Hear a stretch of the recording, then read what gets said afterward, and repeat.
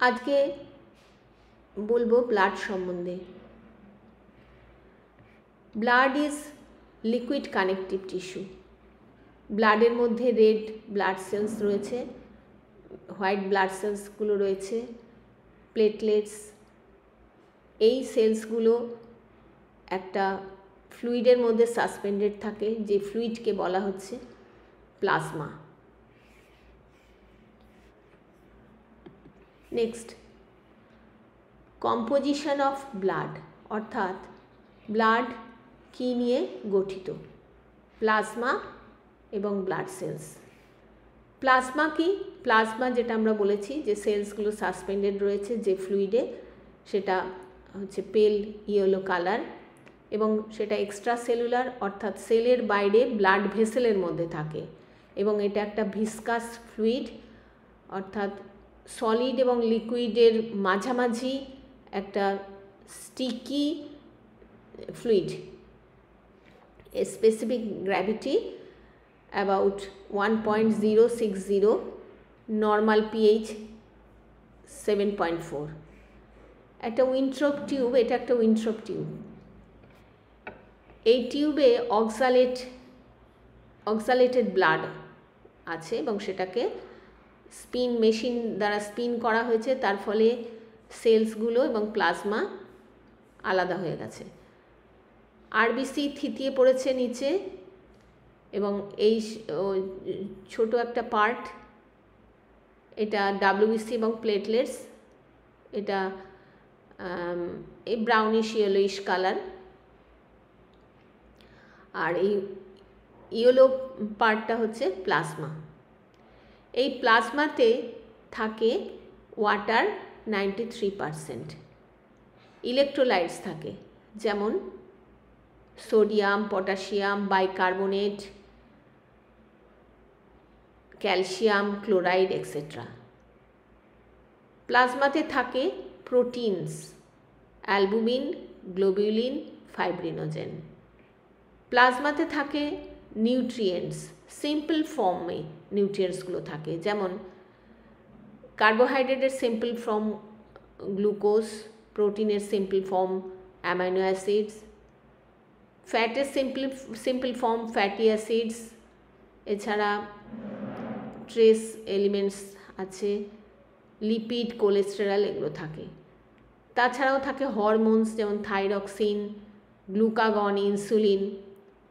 তারপরে waste products যেমন urea, uric acid, creatinine, albumin, এগুলো থাকে। তাছাড়াও থাকে গ্যাসেস যেমন অক্সিজেন, কার্বন ডাইঅক্সাইড, নাইট্রোজেন, এগুলো থাকে। আর সেলস কী কী থাকে? সেলস হচ্ছে আগেই আমরা দেখিয়েছি আগের স্লাইডে, আরবিসি অর্থাৎ red blood cells, white blood cells, platelets বা থ্রম্বোসাইটস।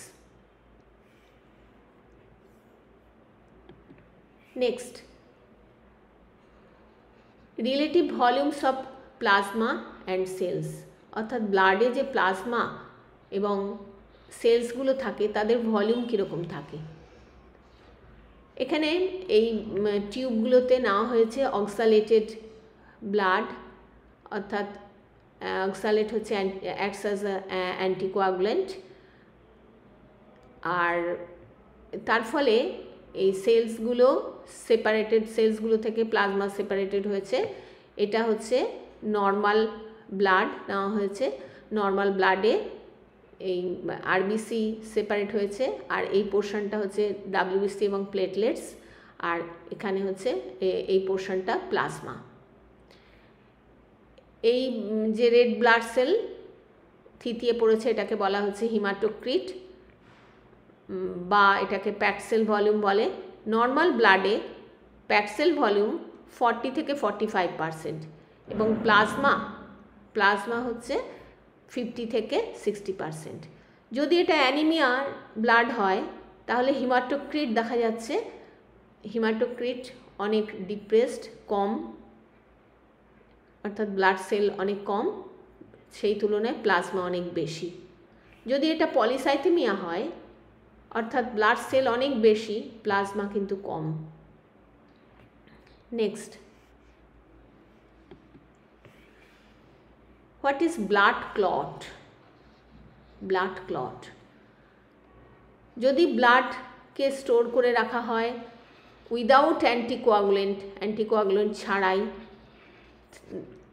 3 থেকে 6 মিনিট পরেই দেখা যাচ্ছে একটা রেড কোয়াগুলেটেড মাস, তাকেই বলা হচ্ছে ব্লাড ক্লট। অর্থাৎ এখানে যদি ব্লাড ভেসেল যদি ইনজিওর্ড হয় তাহলে সেখান দিয়ে ব্লিডিং হচ্ছে, আরবিসি মানে ব্লাড সেলগুলো, ব্লাডের সাথে ব্লাড সেল বেরিয়ে যাচ্ছে, প্লেটলেটসগুলো অ্যাক্টিভেটেড হয়ে এই ইনসলেবল ফাইব্রিন থ্রেড তৈরি করছে। এই ফাইব্রিন থ্রেডগুলো ব্লাড সেলকে ট্র্যাপড করে ব্লাড ক্লট তৈরি করছে, তার ফলে ইনজিওর্ড সাইডে একটা প্লাগিং হয়ে যাচ্ছে, এইভাবে ব্লাড লসটাকে প্রিভেন্ট করছে। ব্লাড ভেসেলের মধ্যেও ব্লাড ক্লট হতে পারে। ব্লাড যখন ফ্লো করতে করতে হঠাৎ কোথাও যদি বাধা পায় তখন প্লেটলেটস অ্যাক্টিভেটেড হয়ে এই ফাইব্রিন থ্রেড তৈরি করে ব্লাড সেলগুলোকে ট্র্যাপ করে ক্লট তৈরি করছে, এবং তার ফলে ব্লাড ভেসেল মানে অনেক ন্যারো হয়ে যাচ্ছে। এবারে সিরাম। এই ব্লাড ক্লটকে যদি আনডিস্টার্বড রেখে দেওয়া হয় কিছুক্ষণের জন্য, তখন একটা ফ্লুইড ওর থেকে বেরিয়ে আসে, সেটাকে বলা হচ্ছে সিরাম। এই যে ব্লাড ক্লট রেখে দেওয়া হচ্ছে আনডিস্টার্বড, সিরাম, এই লিকুইডটাকে বলা হচ্ছে সিরাম। সিরাম তাহলে কি? সিরাম হচ্ছে প্লাজমা থেকে যদি ক্লটিং ফ্যাক্টর অর্থাৎ ফাইব্রিনোজেন বা অ্যান্ড আদার ক্লটিং ফ্যাক্টরস যদি বাদ দেওয়া যায় তাহলে সেটাকে বলা হচ্ছে সিরাম। Next, plasma protein. আমরা দেখেছি ব্লাডে যে প্রোটিন থাকে, যদি আমরা 100 ml ব্লাড নিই তাতে প্রোটিন থাকছে 6.4 থেকে 8.3 গ্রাম। এই প্লাজমা প্রোটিন কি কি? যেমন অ্যালবুমিন, গ্লোবিউলিন, ফাইব্রিনোজেন। যদি 100 ml ব্লাড নিই তাতে অ্যালবুমিন থাকছে 3.5 থেকে 5 গ্রাম, গ্লোবিউলিন থাকছে 100 ml ব্লাড নিলে গ্লোবিউলিন থাকছে 1.5 থেকে 2.5 গ্রাম। 100 ml ব্লাড নিলে তাতে ফাইব্রিনোজেন থাকছে 150 থেকে 300 মিলিগ্রাম। এবং নর্মালি এই অ্যালবুমিন এবং গ্লোবিউলিনের রেশিও 2:1, অর্থাৎ গ্লোবিউলিনের ডাবল থাকছে অ্যালবুমিন। কি কি গ্লোবিউলিন থাকে? Alpha 1, alpha 2, beta, gamma. এই albumin, major part of the globulin, fibrinogen, এগুলো সিনথেসাইজ হয় লিভার থেকে। আর গামা গ্লোবিউলিন এটা একটা অ্যান্টিবডি, এটা তৈরি করে বি লিম্ফোসাইটস, অর্থাৎ ওয়ান টাইপ অফ WBC। এই বি লিম্ফোসাইট থেকে সিনথেসাইজ হয় গামা গ্লোবিউলিন অ্যান্টিবডি, এবং আমাদের বডিতে ইমিউনিটি যোগায়।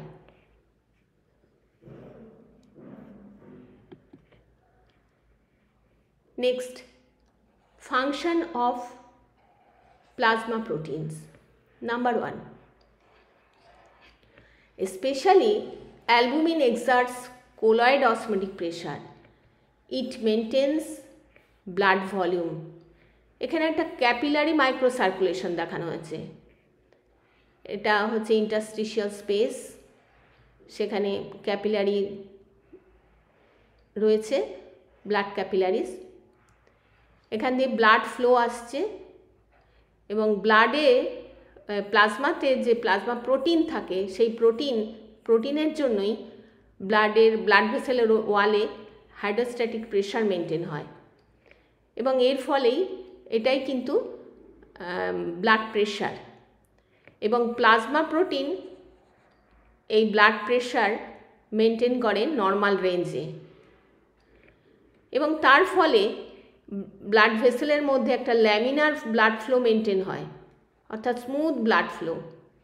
যদি প্লাজমা প্রোটিন কম থাকতো তাহলে ব্লাডটা অনেকটা লিকুইড হতো এবং হাই ফ্লো হতো, তার ফলে টার্বুলেন্ট ফ্লো হতো। সুতরাং এই প্লাজমা প্রোটিন এই টার্বুলেন্ট ফ্লোকে প্রিভেন্ট করে, এবং এটা যদি ব্লাড ভেসেলের লুমেন যদি কোথাও যদি বাধা পায় ব্লাড ফ্লো করতে, তখনও কিন্তু টার্বুলেন্ট ফ্লো হতে পারে। ব্লাডের এই plasma protein osmotic pressure maintain করে। অসমোটিক প্রেশার ডিপেন্ড করে যে ব্লাডে প্লাজমা প্রোটিন কতটা কনসেন্ট্রেশনে আছে। যদি ব্লাডে প্লাজমা প্রোটিন কম থাকে, অর্থাৎ আমাদের শরীরে প্রোটিন ডেফিসিট হয়, তখন দেখা যায় যে ব্লাড থেকে ফ্লুইড পার্ট ইন্টারস্টিশিয়াল স্পেসে চলে আসছে এবং তার ফলে আমাদের ইডিমা হয়। সুতরাং আমরা দেখেছি যে যদি প্রোটিন ডেফিসিট হয় তাহলে কিন্তু ইডিমা হয়।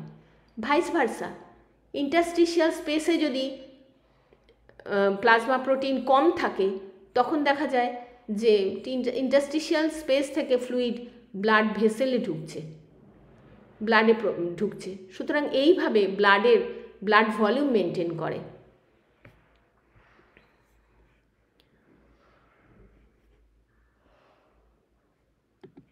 Next, buffering action. Plasma protein এই বাফারিং অ্যাকশন দেয়।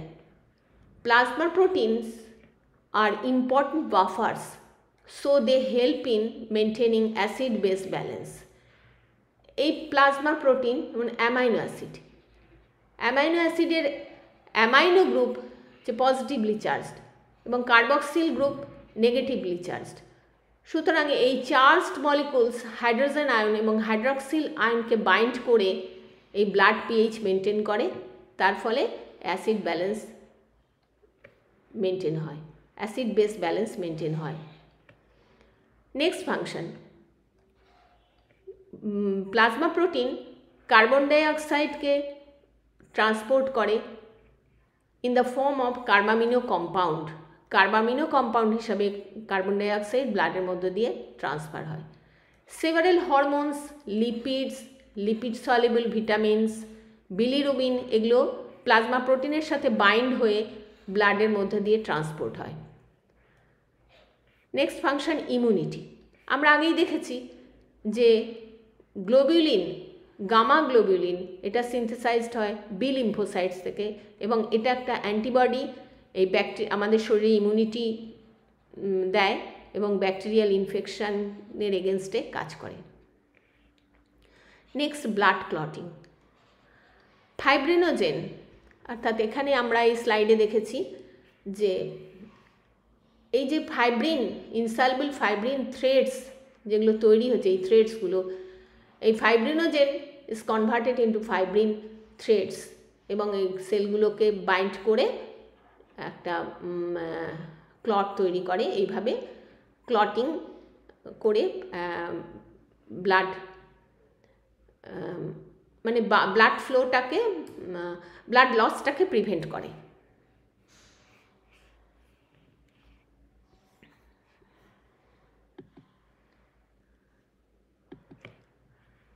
Next, plasma protein acts as a reservoir, অর্থাৎ আমাদের শরীরে যদি প্রোটিনের অভাব হয়, যদি শরীরে প্রোটিনের দরকার হয়, তখন এই যে প্লাজমা প্রোটিন এই প্রোটিনের চাহিদা মেটায়। সুতরাং এই প্রোটিন এই প্লাজমা প্রোটিন রিজার্ভারের কাজ করে।